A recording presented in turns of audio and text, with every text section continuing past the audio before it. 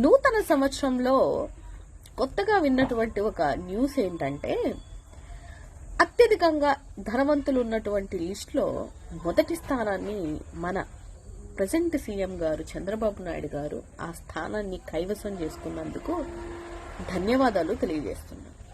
In the same time ఆ రోజు 500 కోట్లకే జగన్మోహన్ రెడ్డి గారి మీద ట్వీట్లు పెట్టిన వాళ్ళు, మాట్లాడిన వాళ్ళు, మేధావులు ఇవాళ 900 కోట్ల చిల్లర ఉన్నటువంటి స్థానంలో ఉన్నటువంటి వ్యక్తికి పాపం ఎందుకు విష్ చేయలేకపోయారు, క్లాసిక్ విష్ ఎందుకు చేయలేకపోయారు అనేది నా క్వశ్చన్. ఏది ఏమైనా కూడా రాష్ట్రంలో ఓట్లేసి గెలిపించినటువంటి జనాలు మాత్రం పేదవాళ్ళగే ఉంటున్నారు, కానీ గెలిపించినటువంటి నాయకులు మాత్రం ధనవంతులుగానే ఉండిపోతున్నారు.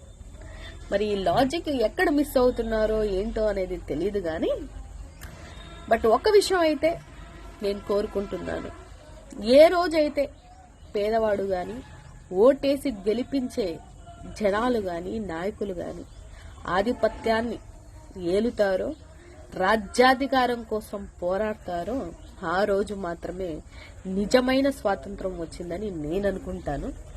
కానీ 7 నెలలకే లక్ష కోట్లు అప్పు చేస్తున్నటువంటి ఈ రాష్ట్ర ప్రభుత్వానికి నూతన సంవత్సరంలో కొత్తగా విన్నటువంటి ఒక న్యూస్ ఏంటంటే అత్యధికంగా ధనవంతులు ఉన్నటువంటి లిస్టులో మొదటి స్థానాన్ని మన ప్రజెంట్ సీఎం గారు చంద్రబాబు నాయుడు గారు ఆ స్థానాన్ని కైవసం చేసుకున్నందుకు ధన్యవాదాలు తెలియజేస్తున్నాం. ఇన్ ద సేమ్ టైం ఆ రోజు 500 కోట్లకే జగన్మోహన్ రెడ్డి గారి మీద ట్వీట్లు పెట్టిన వాళ్ళు, మాట్లాడిన వాళ్ళు, మేధావులు ఇవాళ 900 కోట్ల చిల్లర ఉన్నటువంటి స్థానంలో ఉన్నటువంటి వ్యక్తికి పాపం ఎందుకు విష్ చేయలేకపోయారు, క్లాసిక్ విష్ ఎందుకు చేయలేకపోయారు అనేది నా క్వశ్చన్. ఏది ఏమైనా కూడా రాష్ట్రంలో ఓట్లేసి గెలిపించినటువంటి జనాలు మాత్రం పేదవాళ్ళగే ఉంటున్నారు, కానీ గెలిపించినటువంటి నాయకులు మాత్రం ధనవంతులుగానే ఉండిపోతున్నారు.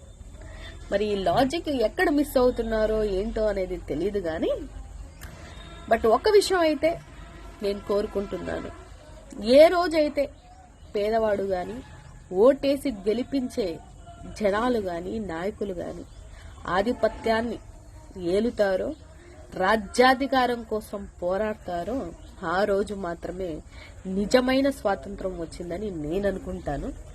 కానీ 7 నెలలకే లక్ష కోట్లు అప్పు చేస్తున్నటువంటి ఈ రాష్ట్ర ప్రభుత్వానికి